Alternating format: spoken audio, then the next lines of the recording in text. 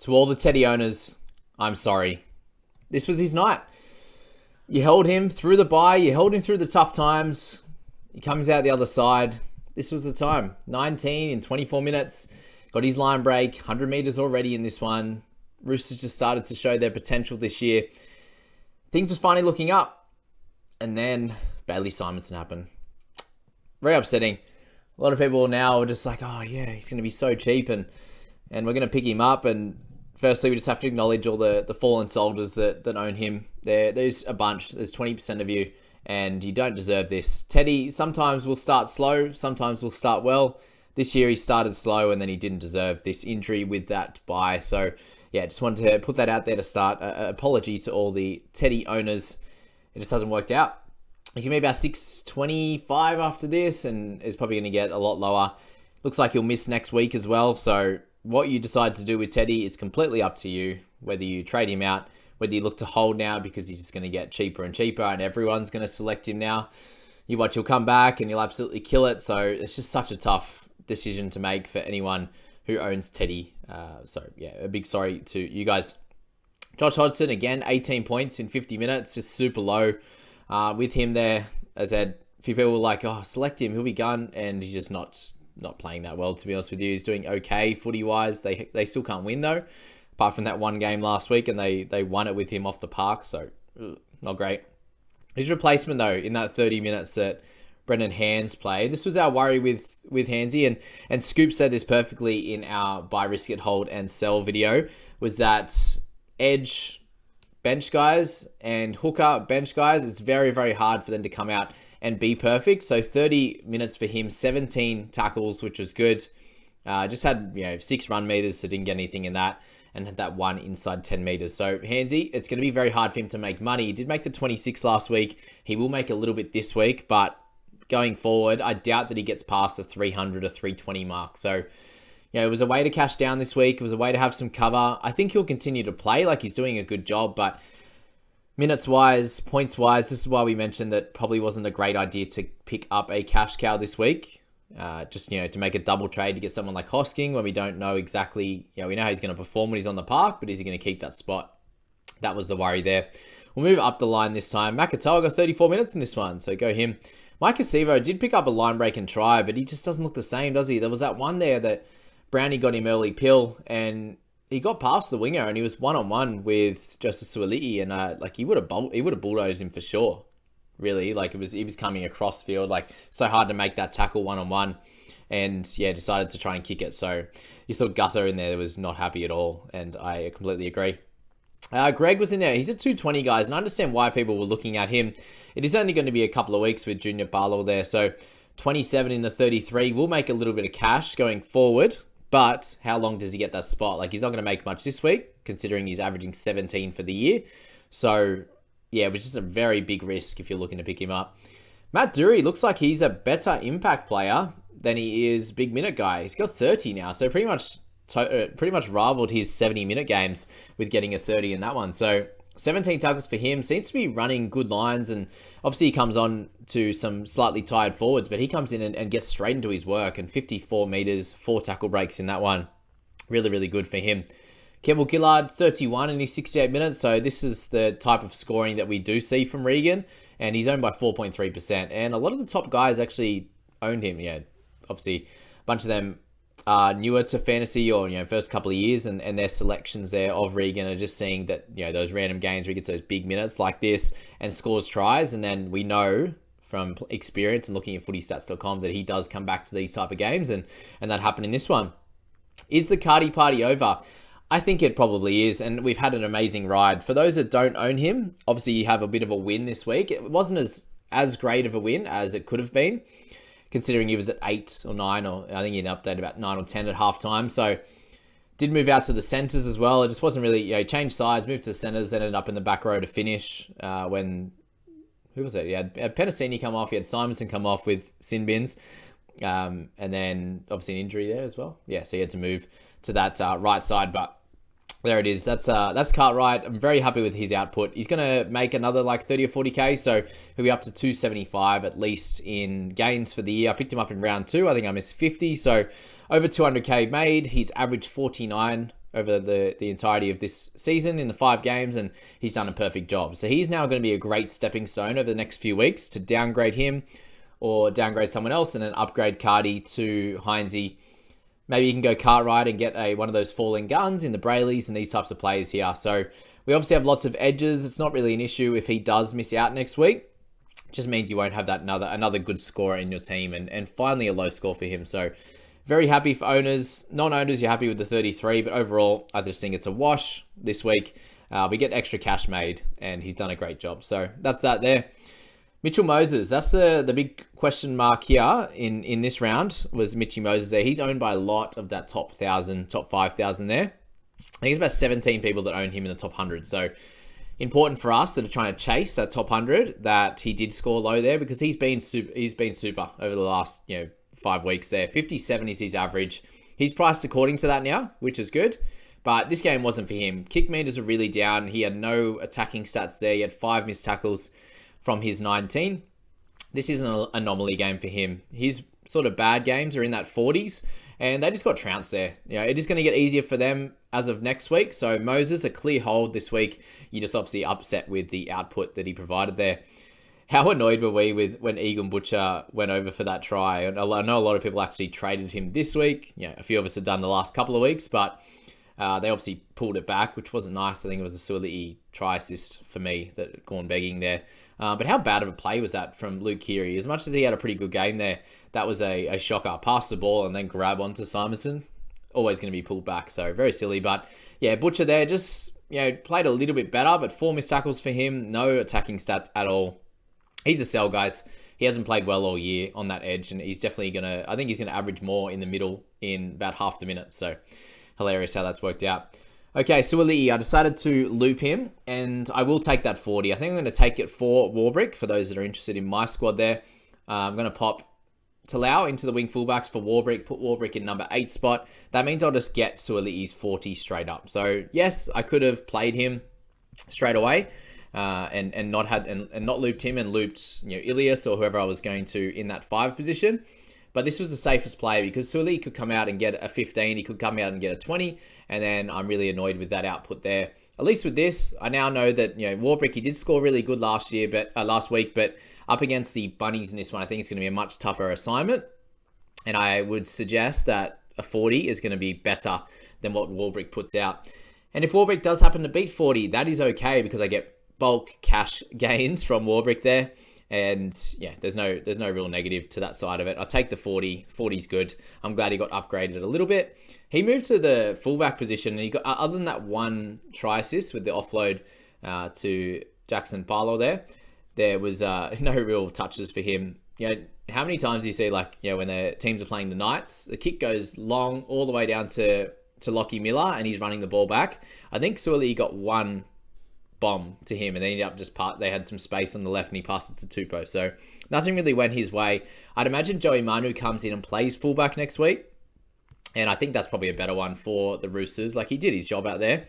Just gave his centres early ball. But I think him in the centres is fine. And he is sharp, man. Good thing is for him, he's averaging 39 now, which is fine. It's not the best thing in the world. But dual position, running the ball so hard, and his left foot step is electric. So great to see that none of the rugby stuff has annoyed him this week or stopped him from coming out and doing really well. He was great, and as I said, I'll take that 40 from him going forward. Dillbags Brown, so 41 for him. I think he just needs Sean Lane back to really be a bit more of that focal point in this offense, but his long passing is getting a lot better. He had that long pass to Sivo, who didn't use it probably, but had that long one where he scored right at the end of the game. So that worked out for him with the try assist, and that was that. Penisini, he is getting better and better every week. So obviously got the sin bin in this one, and that stopped him from getting about a 50, but he's one of those guys, along with Isaiah Tass, I think are great options at under 600k. He should be up to about 600 after this week with that 42, but his delightful offload on the way back through, it just knew, you could tell when he was going up to run, he's like, oh, it's last tackle, I don't have many options, I'm going to hit and pass straight away, knowing Gutho's going to be there, and the pass was just bullet point, perfect there. So well done to Penisini, and anyone who owns him. He's still fairly low ownership at 3.3. He will be a keeper come end of the year, especially with the Eels draw opening up a bit, and they continue to go right. So Moses on that right, guys, there's no reason why they shouldn't. Obviously, Lane will bring them back to the left-hand side just a tad, but I think that position on the right there, especially if Maddo's playing there, they're going down their way a lot, and Maddo's having a mix between running the footy and then passing as well. Speaking of Maddo, he's been hectic, so we'll get to him in a second. Drew Hutchison in that centre position, 25 tackles and 2 misses, got a nice try. Big shout out to him. He did a great job in that centre position. Hargraves, 45. Gutho there with 47. So, really, I just don't know what the Eels are doing here. He is by far and away, in the top 2 in terms of players that are the best players in their side. He is everywhere. That try saver he got, like for him to not get that try saver live, I'm so glad he got it. Hilarious that Hopgood got the try saver there.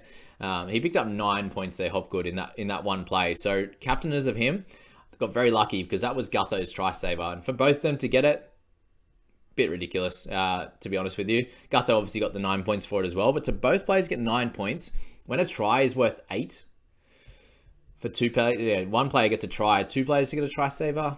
And like the turnover when it was all Gutho, it seemed a bit weird to me. Obviously have Hopgood, but captainers I think got a little bit lucky on that one. So mini salty, but I would have been extra salty if Gutho didn't get the try saver because he did amazing work on that one. And he's just always everywhere, guys. Like really, like Guru was saying there's only probably 4 or 5 fullbacks that you'd bring in to supersede him. Otherwise, he's just one of their better players.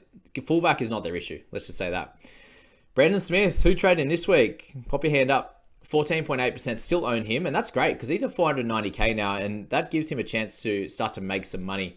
68 minutes means that his ribs are improved, which is good, and he only came off for Turpin in that last bit there, and then he came back on near the end and played some good minutes. But 3 offloads for him, 33 tackles. Didn't run the ball that much. Got 1 kick out of dummy half there for 55 meters, and still had a few negatives. To get 48 is good, and he'll start to make some money soon. So really, really good there. Jackson Bolo there, as I said, 49 for him. He looks better and better each and every game. What he looked like at the Bunnies was okay, and since coming to the Roosters, he's been great. And he was an interesting one at the start of the season. It was either like Suoli'i or Jackson there, and Jackson's been the better buy. On that wing there, he's been getting lots of opportunities. Obviously, Walker's been out there giving him plenty of early ball. And, those right side raids are doing great for their squad. So, Jackson there. I don't think he's going to be an option from here just because he's going to be closer to 500 as a winger when he hasn't got the pedigree. But he's had an incredible start. 175 meters, try assist, a try in that one as well. Awesome stuff. Hopgood. I'm worried about him week to week. The consistency isn't there. Minutes are there, which is good, but he didn't run the ball much, so 61 meters. But you do have guys like Madison there taking a little bit of that. He looked like he just didn't have the ball in his hands as much as he did in those first bunch of weeks. So as a captain, I think you need to cool your jets on him. When you've got Cleary, you've got Heinze there, you've got Payne Haas, you've got Grant, you've got all these guys that are averaging just that tick a little bit more, or about to. I think they're the play from here on in. But I can understand why you'd be going for him. He was averaging 66 before this, so no clear reason why you wouldn't. I just see things changing a little bit. His minutes are dropping a tad as well. So there's a few little things that kind of stop him from being that knockout option as a captain each and every week. Ryan Madison, he's a clear gun. He's going to be the exact same again, guys. So pop him into your sides if you need someone in that position. You're going to get him all the way through till at least 13, depending if he makes Origin or not. So keep that in mind. But at least all the way to 13, which is plenty of rounds to go, considering it is round 5 now. He'll be priced about the same. He made 4K last week, so just above his where he's priced at now. And he'll go, I think, a little bit more, but not too much. And the full 75 minutes mixing between the right edge and also the middle there. So well done to him. And then Daniel Tupou with 59 for his outing here. A lovely game for him. He looked a little bit slow in that first one. Mitch Moses with that nice try saver, which he did not get. So that's a little bit frustrating to Moses owners.